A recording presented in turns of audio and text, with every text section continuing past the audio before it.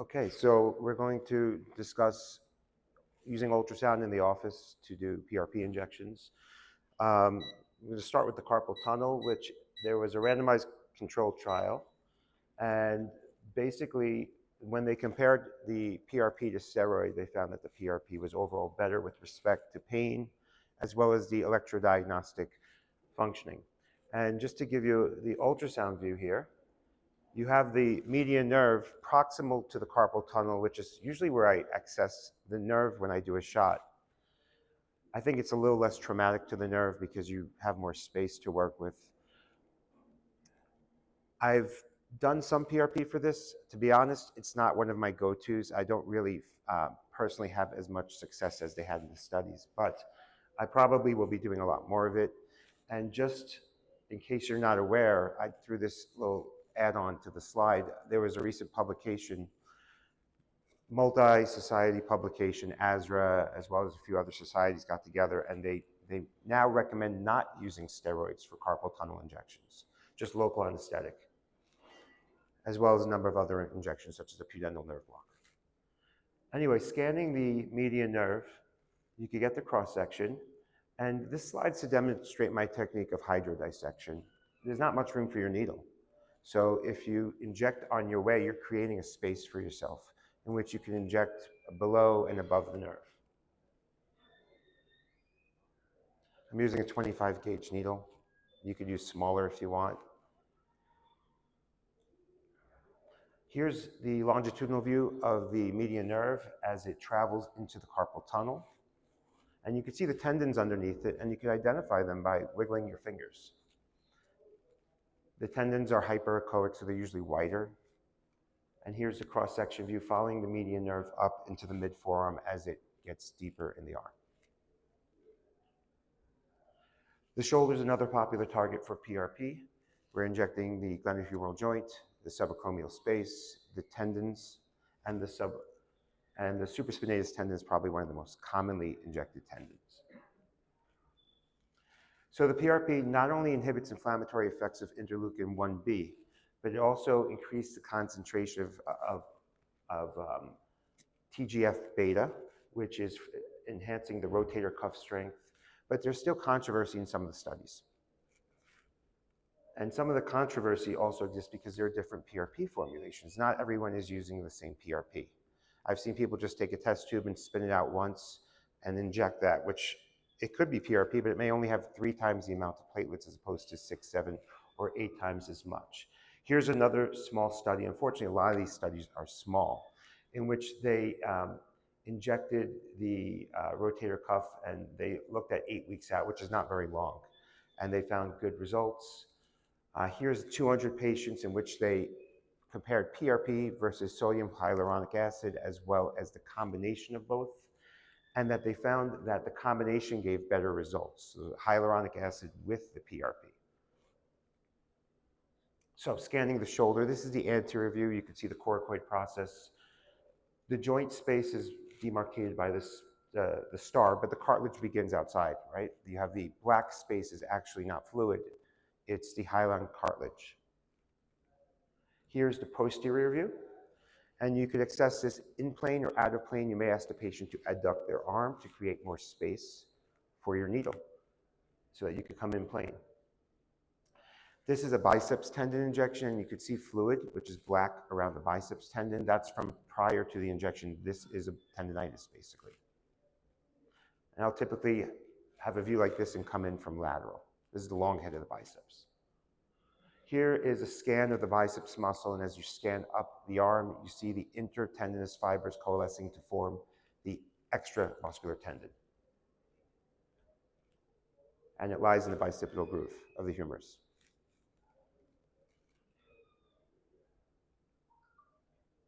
Okay, this is the subscapularis tendon, which can be exposed with external rotation. Here is the supraspinatus tendon. Kind of looks like a bird's beak. And the ultrasound is positioned like this.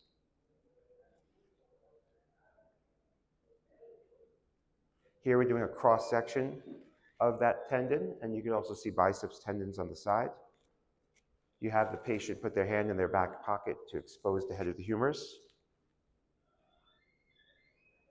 These are quite common targets for PRP injections. And here's a supraspinatus moving nicely under the acromion with abduction. Sometimes when patients have a rotator cuff tear, it will not look as clean. It could even have discontinuity. It's hard to see the thin black line above the tendon, which is the subacromial bursa. Here we're just scanning the, sorry.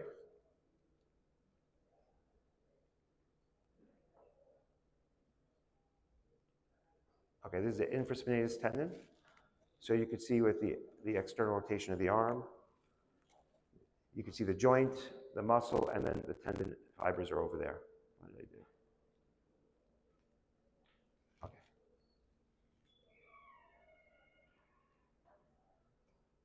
Now we're scanning to the side of the muscle, and the tendon fibers come to rest of the infraspinatus onto the humerus.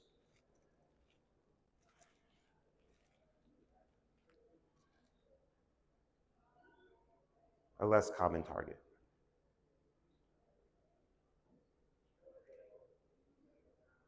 Teres minor. I'm going backwards. Okay.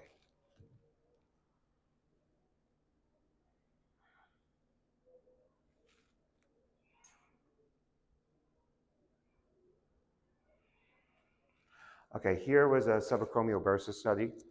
And basically they concluded that the PRP actually had earlier better results, which is the opposite of most studies I read on PRP. It's usually the long-term effect compared to steroid is better. But this is level 2 evidence. Generally the theme with PRP is it takes longer to work but lasts longer. And I'm seeing that in most studies, but not everyone.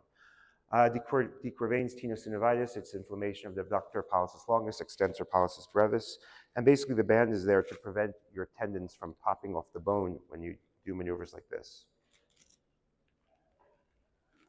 So you could do a diagnostic test by just having the patient flex in an ulnar direction while you're flexing the thumb and looking for pain. Here is the tendon.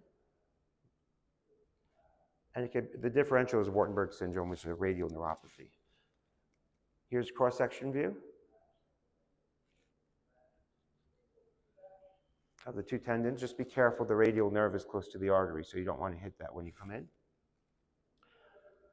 Here they did a study of 40 hands, and they concluded that the PRP was an effective treatment for Decurvain's tenosynovitis compared to steroid.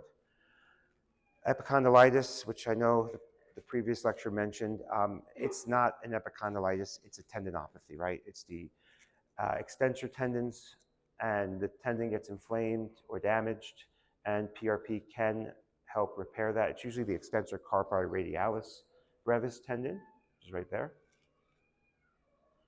And here they concluded that the PRP was superior to steroids at 6 months follow-up.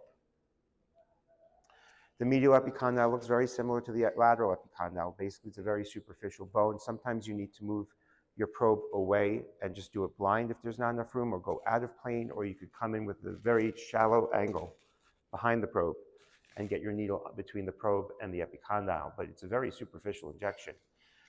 I've probably never put PRP on the triceps tendon, but why not, right? If somebody has damaged tendon of the tricep, I'm sure you could try it. I probably would try it first before steroids. Here's the olecranon bursa, which you can barely see. It's right above the bone. Trigger finger, common problem. See it in my office quite a bit. There is evidence for PRP as well as amniotic fluid injections. Here we have the two tendons, the digitorum superficialis and the flexor digitorum profundus, right underneath it. And here's an injection. It's a little hard to see the needle, but it's coming in from the left. And we're just getting the needle into the tendon space. It's right there. It could be a painful shot. So I recommend a very small gauge, which makes it hard to see the needle.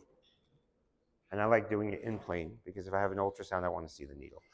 You could do it out of plane, but then it's almost like a blind shot. Okay, so does anyone here mix local anesthetics for PRP? Okay, I don't. However, I was watching some videos on YouTube, and a couple guys actually are doing it. I don't want anything to interfere with my PRP. I'm even very reluctant to mix contrast with PRP, which is probably less harmful. The local anesthetic does limit the platelet's ability to aggregate and function. This study shows that there was not much of a change with growth factor release. However, I still don't mix local anesthetic with my PRP. What I do is if I need to, I'll do a nerve block proximal. The AC joint, the acromioclavicular joint, beautiful joint to see under ultrasound, but once again, it's sometimes hard to get your needle in plane for this shot. If you really want to go in plane, I would suggest turning the probe this way and coming from above. And you scan lateral to find the joint space, which is a little tricky, but doable. Okay, oh, sorry. Controversy. Or maybe, well, it was a large meta-analysis basically showing that it doesn't work. Clinically, I've seen the opposite. I've seen amazing results. People who failed the Achilles tendon injection, steroid injection, suffered for a long time, within a few months, cured. So I don't know what the people who do their research on this particular body part, what mixture they're using of PRP, what their technique is. But basically, according to some of the meta-analyses and studies I looked up, they say it doesn't work. That being said, I still think it's ethical and safe to try PRP before a steroid shot to the Achilles tendon. So this is more of the pathological evidence that it works. This is not clinical evidence in this study. And so they're questioning the widespread use. Does anyone here do PRP for the Achilles tendon? Yeah. Okay, so rich or poor? Well, this study says it actually works, but there's no difference, whether you use leukocyte-rich or leukocyte-poor PRP. This is a really nice procedure, the plantar fascia injection. Once again, this is a procedure where I've cured the problem in patients who failed steroids, failed orthotics, failed everything and suffered for a long time. The fascia is basically above the fat pad. So this is caudad, this is cephalad. It's opposite, right? Because we're scanning from downwards up. And basically, when I do this one, because it's kind of painful and then they have to walk on it, I'll do a tibial nerve block. And it works pretty well. Even 3 mLs of 0.25% bupivacaine on the tibial nerve can last a day. Not the 2 to 6 hours you usually see with other nerve blocks. For some reason, when you get to the popliteal fossa and beyond, these nerve blocks tend to last longer than the textbooks say. Okay, so here's another study supporting the use of PRP, saying it's better than steroid for the plantar fascia, which I'm not surprised about. Level 2 evidence. Another study, there's a randomized controlled trial, 90 patients. And another study, 60 heals. And at 12 months, patients were improved, and this was statistically significant. Wrapping up with the hip joint, you see the X-ray image here. You see the femoral head and the neck under ultrasound. You need to just put your needle somewhere into the capsule. You're not basically aiming for that, right? We're not aiming for that. This is a ball and socket joint. We're aiming for this. Okay, I'm just doing a steroid injection here, just showing you the technique. I use a 25 gauge, 3.5-inch spinal needle. I find it's less painful. It's actually a sharp needle, but I've, thank God, never seen any nerve issues by using this needle. It's not meant to be very echogenic. It's not one of those special anesthesia nerve block needles, just a very cheap, basic needle, which gets the job done. So in terms of the hip, they injected hyaluronic acid and PRP. They found in this study, this group of studies, the PRP was not superior to the hyaluronic acid. Here they're just demonstrating that ultrasound-guided PRP shots can be effective for the treatment of osteoarthritis. In this one, they did compare the PRP and hyaluronic acid, and they found that the patients with the PRP had lower pain scores. Greater trochanteric pain. Here is the gluteus medius tendon inserting on the bone. Here's just the bone itself versus overlying. It's usually a tendinitis, not so much a bursitis. We call it bursitis, but really it's the tendons that are typically inflamed, and that can lead to the bursitis. The knee quickly, patella tendon, infrapatellar tendon. You have the patella on the left, the fat pad here, the tibia. You can inject suprapatella. This is the cross section. This is your target. This is the sagittal view, okay, with your probe positioned as such. Okay. Last slide, I think. Lateral collateral ligament, lateral meniscus, which is a little hard to see here. Iliotibial band, which is on top. And lastly, they compared placebo, steroids, hyaluronic acid, and PRP for knee arthritis. Who do you think won? PRP. Thank you.